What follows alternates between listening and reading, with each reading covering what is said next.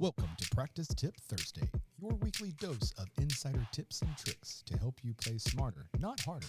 Whether you're mastering scales, perfecting technique, or just looking for that extra edge, we've got the expert advice to take your practice sessions to the next level. Stay tuned as we unlock new ways to improve your playing each week.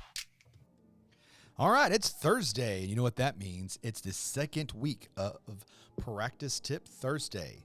Okay, so today we're going to talk about two different strategies. The first one is called 3 times perfect, and I've utilized this from, especially in college and in high school.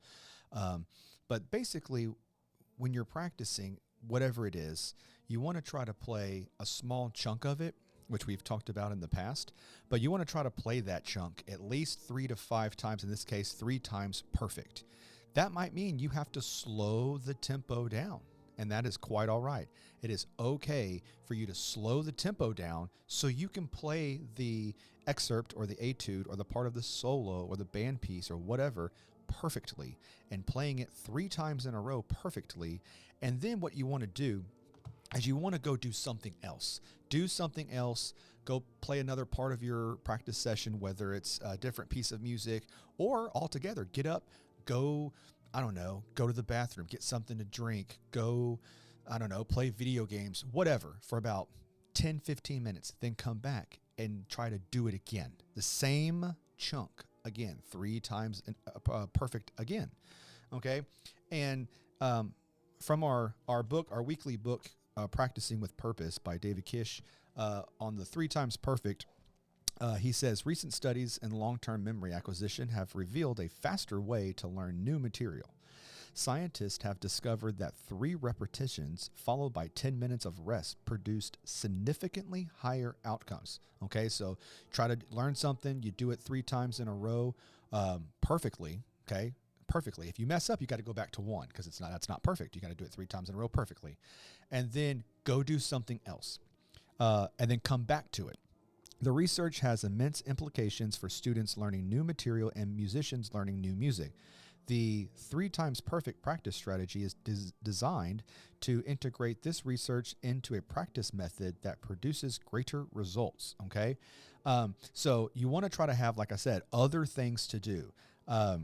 You know, you can and put yourself on a timer, 10 minutes of playing that thing, whatever you're trying to play 3 times perfectly. And once you get it, then leave, go do something else for like 10 minutes or so, then come back and try to do it again and do that 3 or 4 rounds of that. So, I mean, it's basically like a 40-minute, 50 minutes, maybe even an hour practice period, but you're actually not practicing for the full hour, because what you're trying to do is put what you're playing and how you were playing at that perfect practice into long-term memory.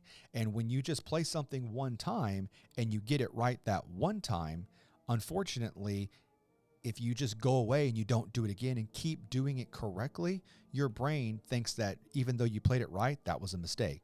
That's why a lot of times in my band class, if my band plays it correctly, I will always say, let's go back and do that again to make sure it wasn't a mistake. Because sometimes, you know, that old saying, you know, a blind squirrel finds a nut every once in a while. Okay, so you want to make sure that you're doing the 3 times perfect. You don't have to do it every practice session, but maybe once a week or so. You want to try to find something in your music. It could be 8 measures, could be 4 measures. Doesn't matter. You know, if you're really learning something that's challenging like region music, you could do 2 measures. You know, especially if you have a lot of time and it's early in the school year, 2 measures would work just fine. Okay, and that's a lot for individual practice. The other one we're going to talk about is both for individual practice, but also for in full band. Okay, so this strategy is called pencil power. And, you know, for a lot of kids, it's, you know, a lot of people, a lot of musicians, this ain't really new material. But if you know, he says here, if you get the opportunity to observe a professional symphony orchestra musicians in rehearsal, not necessarily in performance, but in rehearsal, count how many times individual musicians pick up a pencil and mark something in the music. Professional musicians know how important it is to get it right immediately. After all, their job is literally on the line. They leave nothing to chance and do not want to take and make a mistake simply because they did not remember something simple, especially if the conductor has addressed the issue specifically. Instead, they pick up a pencil and mark it in the part.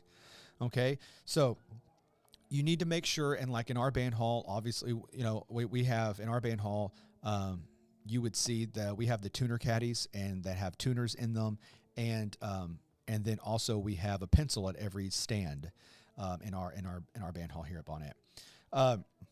So in order to initiate and use this pencil power strategy, you want to, at minimum, the things you want to mark and make sure you know of, at minimum, would be the current tempo markings. You'd want to know like how fast we playing it in rehearsal versus the performance tempo, so you know exactly like how far you need to go to get there. Key signature mistakes is always a big one. The notes that you are missing, okay, that happen more than once, you got to mark them. You got to mark them so that way when you see them, your eyes can physically and quite literally see those markings, so that way you won't miss it again.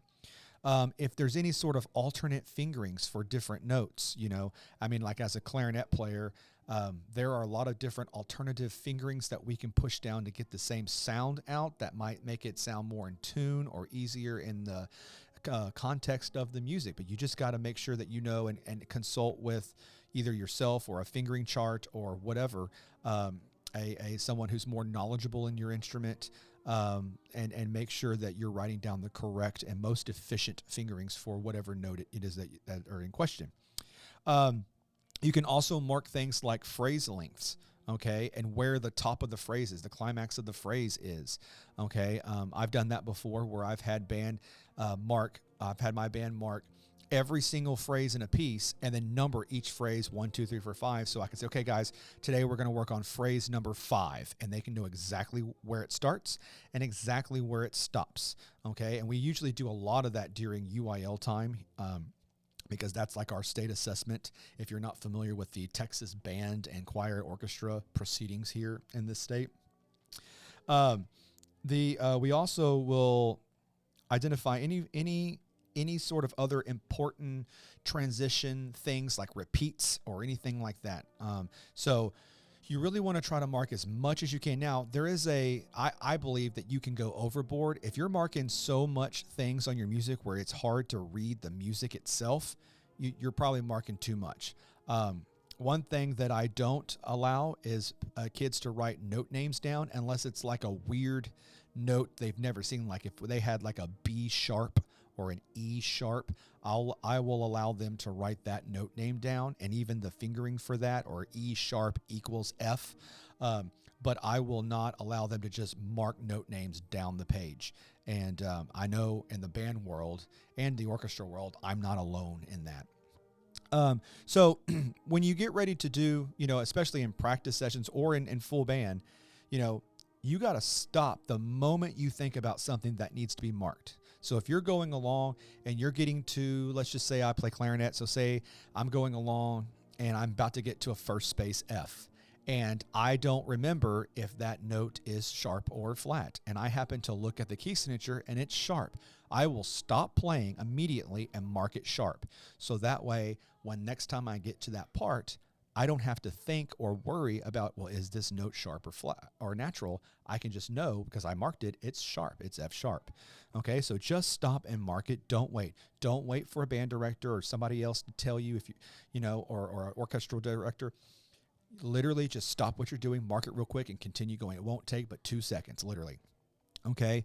And then, and that's one of the biggest things is for students is to, young students, especially like the ones I teach, middle school level, is you've got to instill upon them the importance of taking that pencil, especially if there's one right there provided for them or they've got one in their binder, to make sure that they are marking their music efficiently and effectively so mistakes are minimized. Or the things that need to come out, like another thing that I do with my kids is I'll say, mark in your part who to listen for.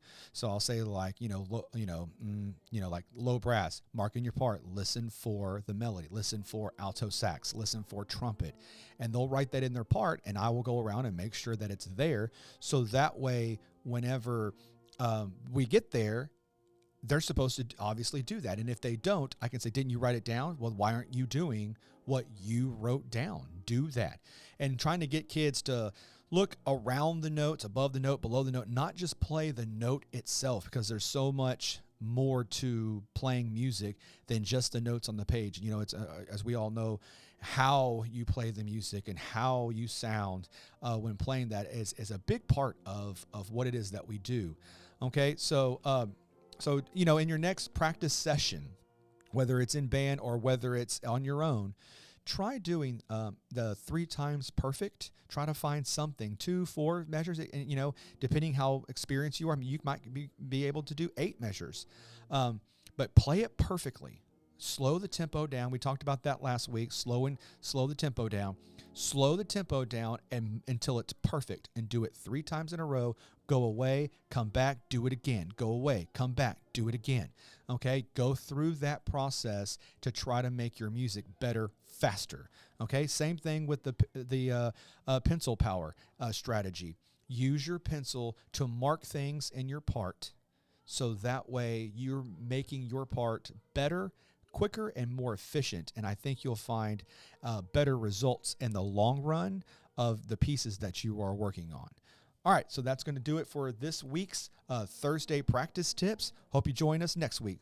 Peace, guys.